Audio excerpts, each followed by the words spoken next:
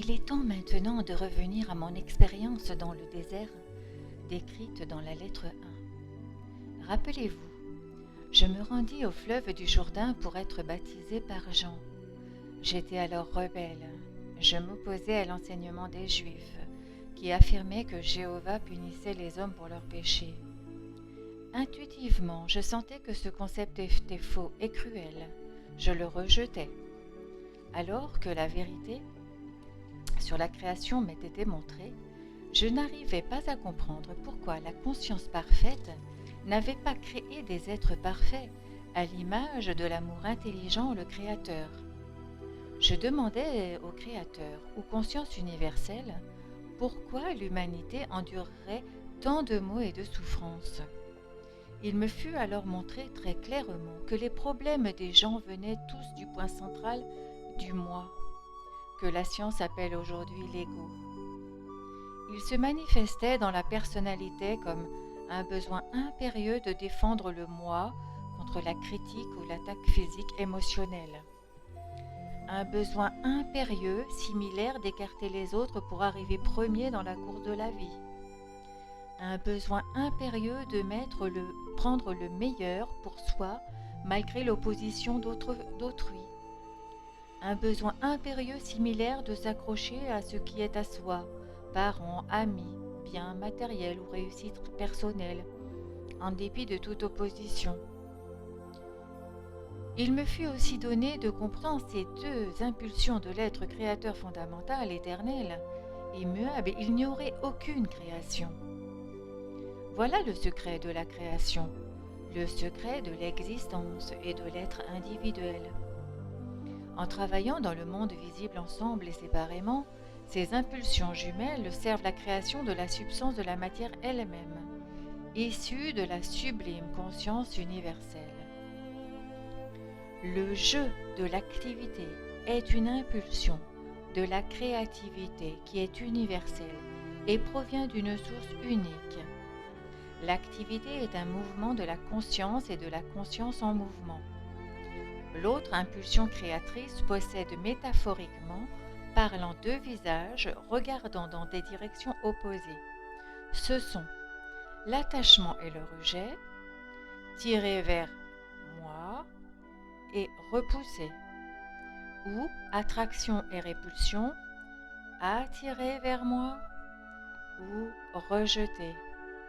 À l'intérieur de la conscience, ce sont là les seuls moyens de créer la vie terrestre. L'univers entier manifeste une puissance créatrice active.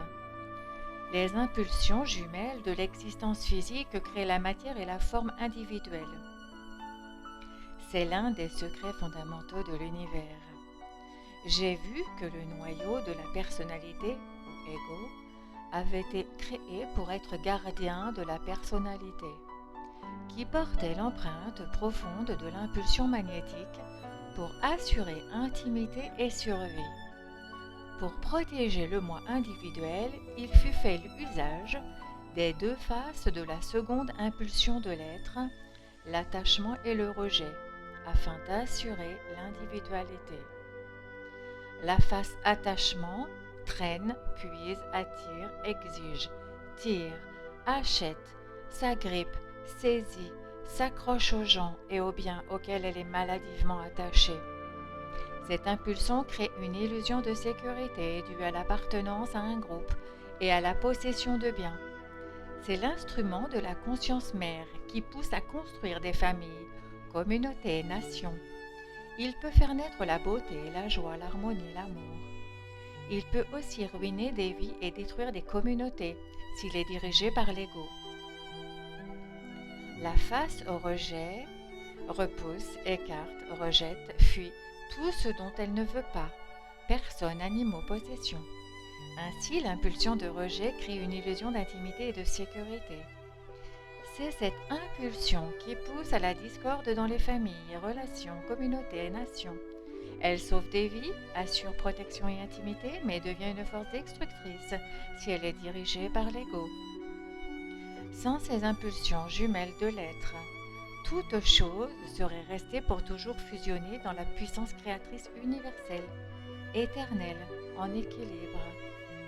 Sans ces impulsions jumelles, il n'y aurait pas d'interaction entre donner et prendre ou tirer et pousser. Or, cela est nécessaire à la création des millions d'expériences personnelles qui contribuent à faire grandir et évoluer la personnalité. Ainsi, toutes les créatures vivantes et l'humanité entière subissent les difficultés liées à la personnalité et aux pulsions de l'ego. C'est depuis toujours un phénomène inévitable de la création. Toute autre explication n'est que fable mensongère. J'ai vu que ce que les hommes appellent péché est le résultat direct de l'interaction des impulsions d'attachement-rejet dans la nature humaine. Les impulsions d'attachement-rejet forment le masque mental et émotionnel porté par toutes les entités individuelles créées, y compris les oiseaux et les animaux. Vous voyez ces impulsions au travail dans la nature, dans la vie des plantes aussi. Les impulsions d'attachement-rejet dirigent depuis toujours le comportement de toutes les entités dans la création, s'agissant de leur survie. Il est impossible d'échapper aux impulsions d'attachement-rejet.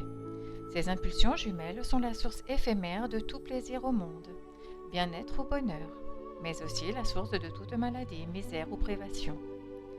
La vie s'ajoute aux deux impulsions. Elle est transcendante, sous-jacente, et interpénètre tout.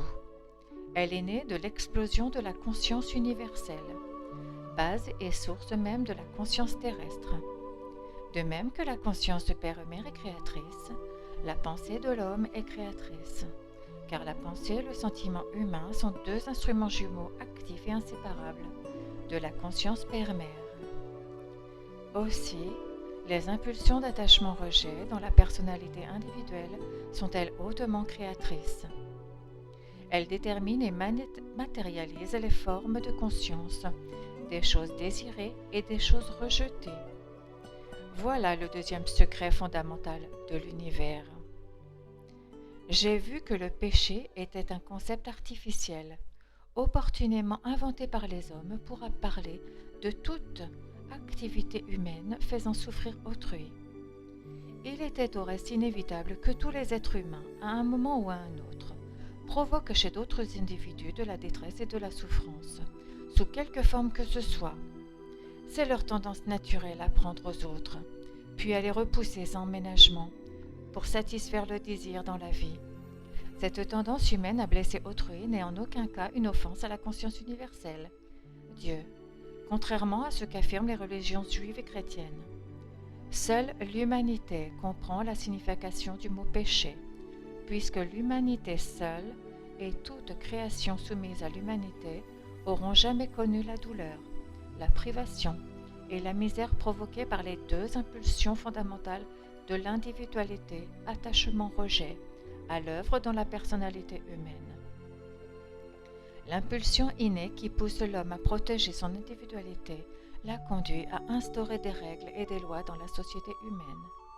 La puissance créatrice universelle, l'amour, n'a absolument rien à voir avec l'établissement de restrictions, limitations, lois et jugements humains.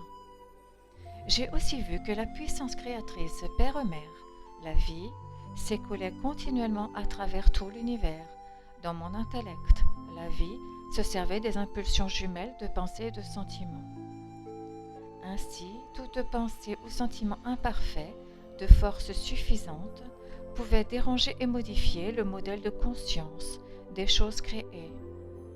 À l'inverse, ma pensée entièrement purifiée des impulsions jumelles de l'ego, ma pensée entièrement réceptive à l'intelligence amour de la puissance créatrice Père-Mère, réintroduirait l'état d'amour intelligent parfait. Donc, un état imparfait, issu d'une pensée imparfaite, pouvait être rendu à un état d'intégrité, en changeant les attitudes et pensées de l'ego, en attitudes et pensées d'amour inconditionnel.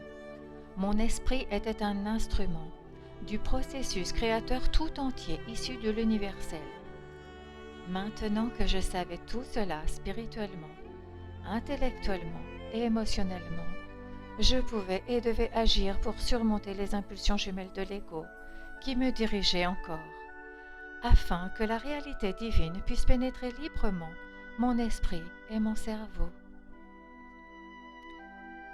Mon ego humain combattit ma conscience père-mère avec acharnement lors des tentatives très vives que j'éprouvais à la fin de mon illumination dans le désert. Satan n'a rien à voir avec l'affrontement dont ma conscience fut le terrain. La bataille était engagée entre les impulsions jumelles de l'individualité, attachement-rejet, et la réalité divine, qui s'était fait connaître à moi comme vie d'amour, intelligent, me transcendant et cependant en moi. Elle s'emparerait progressivement de mon individualité si je méditais régulièrement et purifiais ma conscience de mes impulsions égoïstes. Voilà la connaissance puissante que je ramenais à Nazareth. Aussi, le temps de convalescence que je passais auprès de ma mère, qui m'aidait à guérir, fut également un temps de prière et de méditation. J'y puisais l'inspiration et la force de vivre, en toute conscience, la nature de la réalité divine ou universelle. Je vous ai dit que la nature de la réalité divine ou universelle est la vie. Quand elle est active dans la création ou les individualités de la création, elle croît, nourrit, régénère, guérit, protège, sert la survie de chacun et comble ses besoins dans un système d'harmonie parfaite, de coopération, de loi et d'ordre. C'est la nature de la vie. Son travail dans la création s'accomplit conformément à la nature universelle, qui veut pour chaque être vivant le bien suprême. Comprenez le sens de ces mots, et vous comprendrez pourquoi je revins du désert transformé. Une joie profonde m'animait. J'avais une conscience renouvelée de la beauté du monde, un sentiment de confiance absolue, et je savais qu'il était possible de maîtriser l'apparence de la matière. Imaginez comme j'exultais à l'idée d'offrir aux Juifs la glorieuse nouvelle que le royaume des cieux était en eux. Ils pourraient le découvrir avec mon aide et changer leur vie à jamais. Je vous quitte. Cette même connaissance pleinement comprise et méditée peut changer le cours de votre vie. Lisez, vous élèverez votre conscience. Cherchez l'inspiration, elle vous viendra. Je vous souhaite tellement que vous compreniez cette lettre. Aspiriez au changement, croissiez en conscience et réalisiez vos objectifs. Soyez en paix dans ma lumière.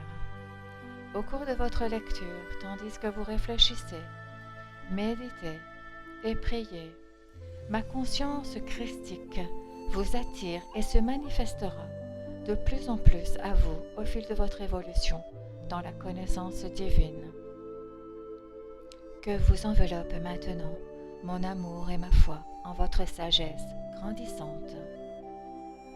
Ainsi s'achève la lettre numéro 5. Je vous invite à la prochaine très rapidement. Priez et méditez en attendant ce moment de grâce. Ainsi soit-il.